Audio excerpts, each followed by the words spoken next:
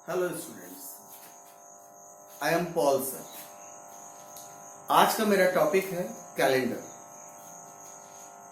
Calendar actually आप लोगों के स्कूल में जरूर पढ़ाया गया है, परंतु उतने डिटेल में नहीं पढ़ाया गया। बस कह दिया जाता है कि हर 4 साल को लीप ईयर मान लेना, जो 4 से डिवाइड होता है, और सेंचुरी ईयर्स में जो 400 से डिवाइड होता है उसको आप लीप ईयर मानना। परंतु अब यदि हम इसको पूरे डिटेल में समझें तो देखिए कि कितना अच्छा लगेगा हमको कैलेंडर।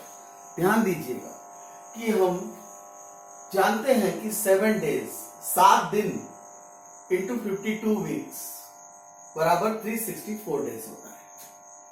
हम कहते हैं कि 52 वीक्स होते हैं एक साल में, परंतु हम 7 इंटू 52 करने से 364 डेज आया। 364 डेज का अगर ईयर्स होते तो कैलेंडर का चैप्टर ही नहीं बनता। कैलेंडर का चैप्टर बनने के लिए ही क्यों बने? क्योंकि ईयर्स जो होते हैं वो 365 और 366 डेज के होते हैं। 365 डेज का जो ईयर होता है उसको हम ऑर्डिनरी ईयर बोलते हैं, और वो 364 डेज से एक दिन एक्स्ट्रा होता है। ठीक उसी प्रकार से लीप ईयर 366 डेज का होता है, जो कि 364 से 2 डेज एक्स्ट्रा होता है। ये ध्यान में रखिएगा।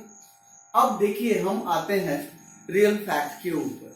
जैसा हम जानते हैं कि जो अर्थ है वो सन के चारों तरफ 365 1/4 डेज में पूरा एक बार रिवॉल्यूशन ले लेता है, परंतु और उसी हिसाब से हम हर 4 साल में एक बार 1 डे एक्स्ट्रा लेकर के उसको लीप ईयर कहते हैं।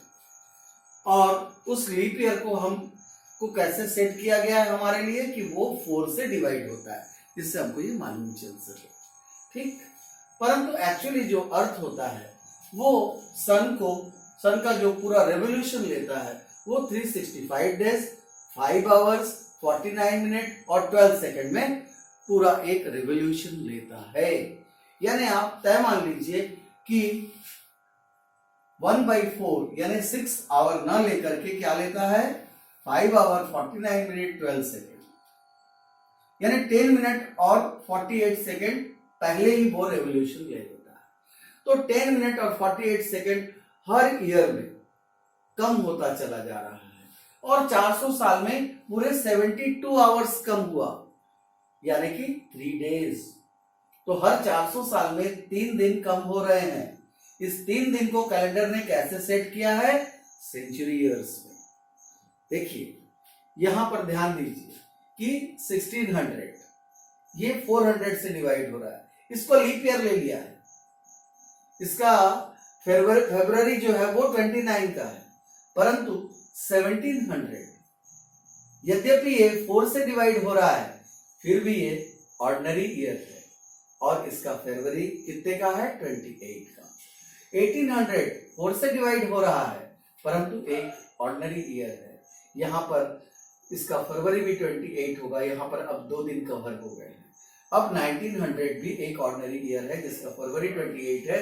इस प्रकार से यहां पर 3 दिनों को कवर किया गया है, जो 3 दिन कम हो रहे थे। हमने देखा ना 3 डे लेस, तो ये जो है ये 3 दिन जो कम हुए, इस प्रकार से इसको रखा गया है। यहां भी वैसे ही है कि सन 2000 जो था वो लीप ईयर था, उसका फरवरी जो था वो 29 का था, परंतु 2100 2200 2300 ये तीनों ईयर्स जो हैं वो ऑर्डिनरी ईयर थे, और यहां पर भी एक एक दिन को सेट किया जाएगा। और इस प्रकार से ये जो 3 दिन कम हो रहा है इसको यहां पर सेट करके फिर से 2400 को लीप ईयर दिया जाएगा। तो अब आपको अच्छे से समझ में आ गया होगा कि हम क्यों 400 ईयर्स में एक बार लीप ईयर लेते हैं, बाकी 3 जो सेंचुरी ईयर्स हैं उसको हम नहीं लेते। ये 3 दिन को सेट कर देंगे। अब इसमें एक और विशेषता है कि 1600 हुआ या 2000 हुआ या 2400 हुआ, इनका 31 दिसंबर संडे होता है। ये देखिए 31 दिसंबर संडे होता है और 31 दिसंबर संडे होता है, क्योंकि 400 ईयर्स में कैलेंडर एक पूरा अपना टर्म पूरा करता है। तो चलिए अब इसके बाद हम लोग समझेंगे कि 400 ईयर में ये किस प्रकार से एक एक दिन अपने आप को सेट कर लेता है। ठीक, जैसा मैंने आपको बताया कि कैलेंडर जो है वो 400 ईयर्स में अपना रोटेशन पूरा करता है। इसको हम लोग जरा समझेंगे, एकदम शॉर्ट में समझेंगे।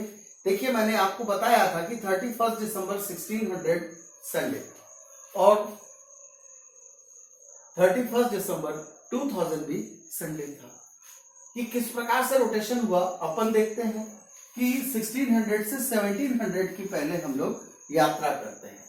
देखिए इस बीच में लीप ईयर पड़े 24 और ऑर्डिनरी ईयर पड़े 76, क्योंकि इन 100 ईयर को अगर आप 4 से डिवाइड करते हो तो 25 टाइम्स डिवाइड होता है, परंतु 1700 लीप ईयर नहीं था, इसीलिए लीप ईयर की संख्या हो गई 24 और ऑर्डिनरी ईयर हुए 76।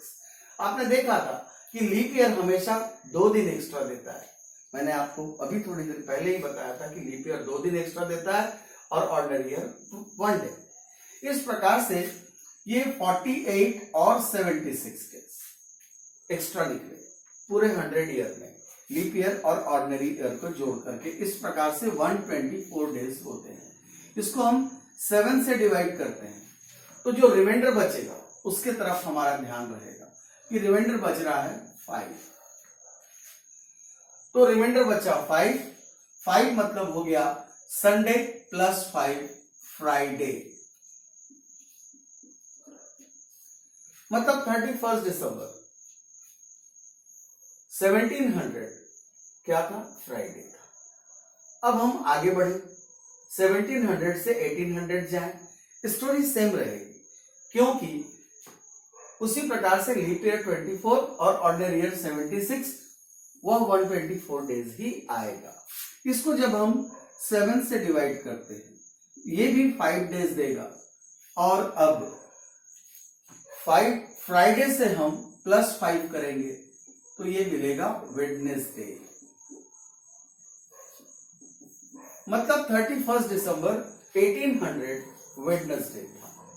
अब हम आते हैं 1800 टू 1900, फिर से वही कहानी होगी, 124 डेज 7 से हम डिवाइड करेंगे, 5 रिमाइंडर आएगा और वेडनेसडे प्लस 5 मंडे, यानी 31 दिसंबर 1900 मंडे था। परंतु अब 1900 से 2000 अगर हम चलते हैं तो आपको जैसे मैंने बताया कि सन 2000 जो था वो एक लीप ईयर था, तो लीप ईयर की संख्या अब बढ़ जाएगी, 24 के जगह में 25 होगी, और ऑर्डिनरी ईयर एक कम होगा, 76 के जगह में 75। तो लीप ईयर 2 दिन एक्स्ट्रा देता है और ऑर्डिनरी ईयर 1 डे एक्स्ट्रा देता है। इस प्रकार से 125 डेज हुए, डिवाइडेड बाई 7 किए, रिमाइंडर आ गया 6। अब मंडे प्लस 6 संडे, यानी 31 दिसंबर 2000 संडे था। Hence proved that calendar completes its rotation in 400 years. अब हम लोग निकालने जाएंगे, कोई एक डेट निकालेंगे, बेस यही लेंगे और उस डेट को हम कौन सा वार पड़ने वाला है इसको हम निकालेंगे। जैसा मैंने आपको बताया कि हम लोग अब कैलकुलेट करेंगे किसी भी दिन में कि कौन सा वार पड़ा था। देखिए 15 अगस्त 1947 मैंने इसको इसलिए चुना है क्योंकि जनरली एग्जामिनेशन में डायरेक्ट पूछ दिया जाता है कि 15 अगस्त 1947 कौन सा वार पड़ा था। तो चलिए हम लोग कैलकुलेट करते हैं कि हमने बेस लिया है 31 दिसंबर 1600 संडे, जैसा आपने अभी थोड़ी देर पहले ही जाना कि जितने भी 1600, 2000, 1200 या 2400 इनका जो 31 दिसंबर होगा हमेशा संडे होगा। अब हम लोग आगे बढ़ते हैं अपनी कैलकुलेशन पे। 1601 टू 1700 हमने देखा था कि 5 डेज एक्स्ट्रा हुए थे, और 1700 टू 1800 हमने देखा 5 डेज एक्स्ट्रा हुए थे, और 1800 टू 1900 5 डेज एक्स्ट्रा हुए थे। अब हम 1900 तक पहुंच चुके हैं। अब 1901 टू 1946, इस बीच में जब हम 11 से डिवाइड करेंगे तो 4 से डिवाइड करेंगे तो हम 11 टाइम्स ही डिवाइड कर पाएंगे। इसीलिए हमको लीप ईयर कितने मिले? 11। और बाकी जो बचे हुए 35 है वो हुए ऑर्डिनरी ईयर्स। और हम जानते हैं कि लीप ईयर हमेशा हमको 2 दिन एक्स्ट्रा देता है और ऑर्डिनरी ईयर 1 डे एक्स्ट्रा देता है। इस प्रकार से हम लीप ईयर के चलते 22 डेज आगे निकले हैं और ऑर्डिनरी ईयर के चलते 35 डेज आगे निकले हैं। अब देखिए कि अगस्त के लिए मैंने 2 लिया है। ये 2 की चर्चा हम बाद में करते हैं, है ना। पहले ये जान लेते हैं कि डेट, उस डेट को 15 अगस्त को कौन सा वार पड़ रहा था। तो ये अगस्त का लिए मैंने 2 लिया है, जिसकी चर्चा हम आगे करेंगे। अब अगस्त के 15 डेज। अब आप बोलोगे कि अगस्त का 2 ले लिए, ये जो 2 है ना अगस्त के पहले तक का कैरी ओवर है। नहीं तो हमको ना एक एक करके दिन चुनना पड़ता, जनवरी 31, फरवरी 28, फिर मार्च 31, ऐसे करके हम ऐड करते। तो उससे बचने के लिए मैंने अगस्त का 2 लिखा है, क्योंकि वहां तक का कैरी ओवर है। अब टोटल हुआ 89 डेज, जिसको हमने 7 से डिवाइड किया और हमको रिमाइंडर मिला 5। इस प्रकार से जो हमने संडे को बेस लिया था, संडे प्लस 5 आया Friday. Hence 15th August 1947 was Friday. अब हम देखते हैं कि ये जो हमने अगस्त का 2 लिया है, इसके बारे में हम चर्चा करते हैं कि हमने सिर्फ 2 ही क्यों ले लिया। अब देखिए कि अगर थोड़ी देर के लिए ये 15 अगस्त के जगह में 15 जनवरी होता तो हम क्या करते, 46 तक के पूरा आए, उसके बाद जनवरी का 15 ले लेते और हमारा आंसर आ जाता।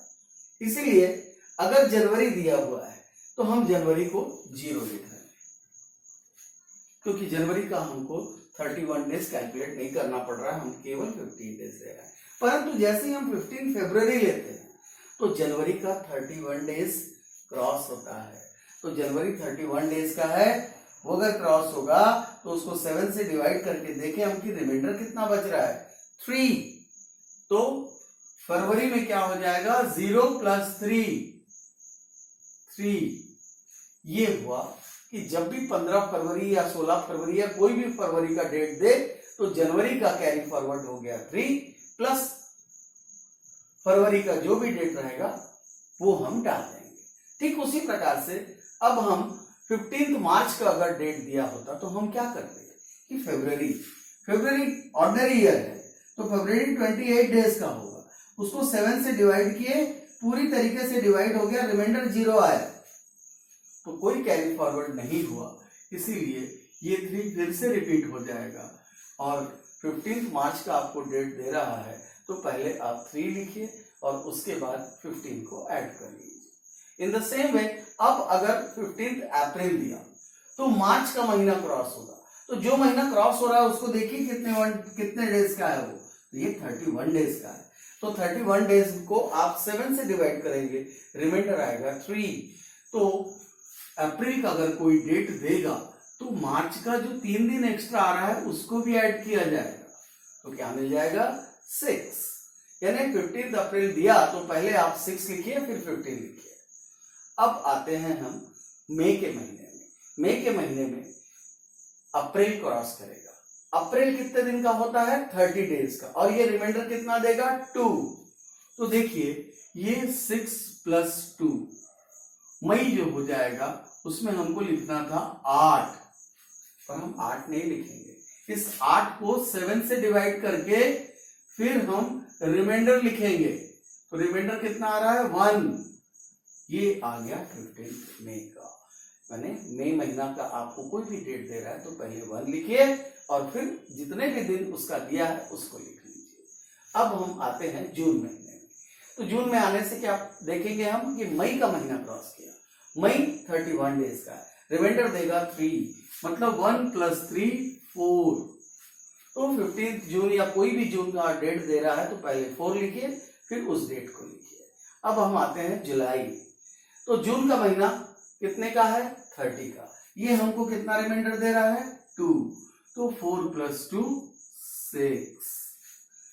तो जुलाई महीने का कोई भी डेट दिया पहले 6 लिखिए, फिर जुलाई के जितने डेट है उसको लिख लीजिए। अब आते हैं 15 अगस्त, यानी अगस्त का कोई भी डेट दे रहा है तो जुलाई का महीना क्रॉस हो रहा है। जुलाई का महीना 31 का है, इसलिए रिमाइंडर मिलेगा 3, तो 6 + 3 हुआ 9। अब इसको हम डिवाइड करेंगे 7 से और नेट रिमाइंडर देखेंगे तो नेट रिमाइंडर आ रहा है 2, मतलब अपना आंसर यहाँ पर हो जाएगा अगस्त का 2। अब आपने जाना कि मैंने अगस्त में 2 क्यों लिखा था। चलिए इसको और थोड़ा आगे बढ़ा लेते हैं। हम अब अगस्त को क्रॉस करेंगे तो अगस्त 31 का है और ये हमको रिमाइंडर देगा 3 और 2 + 3 हो जाएगा 5। अब हम आते हैं अक्टूबर में, तो सितंबर जैसी क्रॉस होगा तो सितंबर 30 का है और ये रिमाइंडर देगा हमको 2 और 7 डिवाइडेड बाई 7, रिमाइंडर आ गया 0, तो 0 आ गया तो हम अक्टूबर में लेंगे 0। अब हम आते हैं 15 नवंबर में, अक्टूबर 31 का महीना है, रिमाइंडर देगा 3। अब आए हम दिसंबर में, तो नवंबर क्रॉस करेगा जो कि 30 का महीना है, रिमाइंडर देगा 2, 5। इस प्रकार से मैंने ये हर एक मंथ के एक छोटे छोटे पॉइंट में तैयार कर दिए हैं। इसको आप लीप ईयर में देखिए, लीप ईयर में जो फरवरी होगा वो 29 का होने के कारण एक रिमाइंडर देगा, इसीलिए फरवरी में देखिए आप 3 के बाद 4 आ गया, 6 के जगह में 0 आ गया, मतलब 6 + 1 7, 1 के जगह में 2, 4 का 5, 6 के जगह में 7 की जगह 0, 2 + 1 3, 5 + 1 6, 0 का 1, 3 का 4 और 5 का 6। इस प्रकार से हम किसी भी डेट को आसानी से निकाल सकते हैं। देखिए ये जो कैलेंडर मैंने आज आपको बताया है ये केवल आपकी जानकारी के लिए था। इसमें अब कॉम्पिटिटिव एग्जाम में कैसे क्वेश्चंस आते हैं उसको मैं अपने कोर्स में पूरा कवर करूंगा, है ना। इसमें करीब 15-20 प्रकार से क्वेश्चन तैयार होते हैं। तो अगर आप हमारा मैजिक मैथ्स या बैंक रेलवे एसएससी या कोई भी कोर्स ज्वाइन करेंगे तो आपको कैलेंडर को हम और भी एग्जामिनेशन पॉइंट ऑफ व्यू से इसके आगे बताएंगे। तो स्टूडेंट्स, अगर ये आपने इसको पसंद किया है तो लाइक करिए और सब्सक्राइब करिए।